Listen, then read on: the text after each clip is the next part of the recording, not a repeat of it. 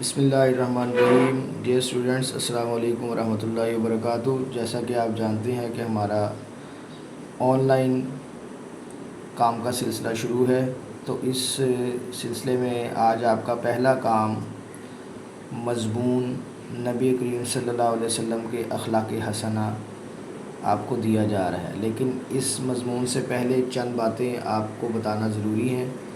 آپ جماعت ہفتوں میں مضمون نگاری کے حوالے سے پہلے پڑھ چکے ہیں۔ مضمون لکھنے کے لیے پہلے تو تین چیزوں کا آپ کو پتہ ہونا ضروری ہے کہ مضمون کے تین حصے ہوتے ہیں۔ سب سے پہلے ہے تعارف یا تمہید، اس کے بعد دلائل یا نفس مضمون اس کو کہتے ہیں، اور تیسرے نمبر پہ نتیجہ یا اخلاقی سبق ہوتا ہے۔ تو اسی سلسلے میں نے آپ کی آسانی کے لیے ایک خاکہ اس کا بنا دیا ہے، تاکہ آپ اس خاکے کو دیکھتے ہوئے نبی کریم صلی اللہ علیہ وسلم کے اخلاق حسنہ پر ایک مضمون لکھ سکیں۔ اور اس بات کو ذہن نشین کر لیں کہ ہر پیراگراف جو آپ لکھیں گے، جیسے تمہید کا اور بقایا پوائنٹس کا جتنے آپ کو دیے جا رہے ہیں، ان کے کم سے کم 6 سے 7 لائنوں پر مشتمل ایک پیراگراف ہونا ضروری ہے۔ تو اب میں اس کا آغاز کرتا ہوں آپ کو سمجھانے کے لیے۔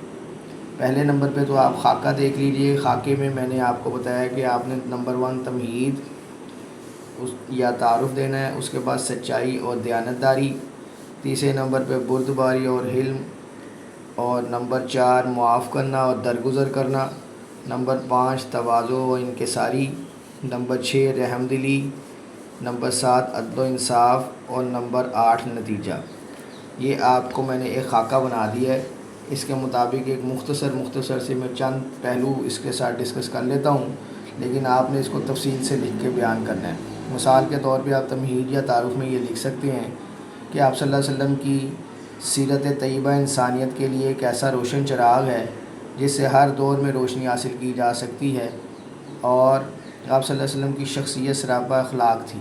قرآن کریم میں اللہ تعالیٰ نے آپ کے اخلاق کی گواہی بھی ان الفاظ میں دی ہے، وَإِنَّكَ لَعَلَىٰ خُلُقٍ عَظِيمٍ، بے شک آپ صلی اللہ علیہ وسلم عظیم اخلاق کے مالک ہیں۔ لہٰذا یہ اس لحاظ سے آپ کی تمہید کا ایک پوائنٹ کی شکل میں یا تعارف کی شکل میں بن جائے گا۔ اس کے بعد آپ صلی اللہ علیہ وسلم کے اخلاق حسنہ کے کچھ نمایاں پہلو میں نے ڈسکس کیے ہیں، ان کو بھی تھوڑا میں بیان کر دیتا ہوں۔ نمبر 1 سچائی اور دیانتداری، جیسے میں نے لکھا اس میں آپ لکھ سکتے ہیں کہ رسول اکرم صلی اللہ علیہ وسلم نے کبھی جھوٹ نہیں بولا۔ نبوت سے قبل آپ صلی اللہ علیہ وسلم کو صادق اور امین کہا جاتا تھا۔ سچائی نیکی کی طرف لے جاتی ہے، نیکی جنت کی طرف لے جاتی ہے۔ یہ اس انداز سے آپ صلی اللہ علیہ وسلم کا یہ جو فرمان میں نے بولا، سچائی نیکی کی طرف لے جاتی ہے، نیکی جنت، تو آپ اس طرح سے کوئی اور واقعہ بھی اس میں ایڈ کر سکتے ہیں، کچھ احادیث کا بھی اور اضافہ کر سکتے ہیں، یا اس کو تھوڑا واضح کر کے بھی بیان کر سکتے ہیں۔ اس کے بعد بردباری اور حلم کا ہے کہ نبی کریم صلی اللہ علیہ وسلم انتہائی بردبار تھے۔ طائف کا واقعہ آپ اس میں بیان کر سکتے ہیں جو پتھر مارنے کا ہے۔ آپ صلی اللہ علیہ وسلم جب لہو لہان ہو گئے تھے تو آپ نے پھر جو جبرائیل آئے اور آپ سے درخواست کی، اس حوالے سے آپ اس کو بیان کر سکتے ہیں، اور تھوڑی تفصیل اگر بیان کرنا چاہیں وہ بھی کر لیں۔ اس کے بعد معاف کرنا اور درگزر کرنا، یعنی آپ صلی اللہ علیہ وسلم نے ہمیشہ معافی کو ترجیح دی۔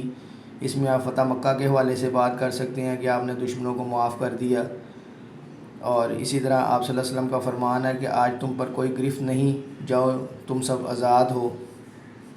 اس کے بعد تواضع و انکساری کا پہلو آ جاتا ہے۔ تواضع و انکساری میں بھی آپ صلی اللہ علیہ وسلم نے کبھی غرور و تکبر نہیں کیا، اپنے صحابہ کے ساتھ عام انسان کی طرح بیٹھے زمین پر کھانا کھاتے، غلاموں کے ساتھ بھی نرمی سے پیش آتے۔ اس طرح رحم دلی والا آ جائے گا۔ رحم دلی والے میں آپ دیکھیں کہ آپ صلی اللہ علیہ وسلم نے جانوروں تک کے ساتھ نرمی کا حکم دیا، بچوں سے محبت فرماتے، یتیموں پر شفقت فرماتے، بیواؤں کے حقوق کا خیال رکھتے۔ اس حوالے سے آپ رحم دلی کا پوائنٹ بنا سکتے ہیں۔ پھر اسی طرح عدل و انصاف ہے کہ آپ صلی اللہ علیہ وسلم کے نزدیک سب برابر ہیں، کوئی عربی اجمی، کالا گورا، کوئی برتری کا حقدار نہیں تھا۔ یعنی خطبہ حجۃ الوداع کا جو خطبہ ہے اس میں بھی آپ یہ نمایاں پہلو ہے، اس میں اس کا بھی ذکر کیا جا سکتا ہے۔ اور آخر میں نتیجہ ہے عدل و انصاف کے بعد کہ آپ صلی اللہ علیہ وسلم کی سیرت طیبہ میں اخلاق حسنہ جو ہے ایک مرکزی حیثیت رکھتا ہے۔ آپ کی زندگی اس بات کا عملی ثبوت ہے کہ اعلیٰ اخلاق ہی دلوں کو جیتنے کا سب سے مؤثر ذریعہ ہے۔ اگر آج ہم اپنی زندگیوں میں آپ صلی اللہ علیہ وسلم کے اخلاق کو اپنا لیں تو معاشرہ امن، محبت اور بھائی چارے کا گہوارہ بن سکتا ہے۔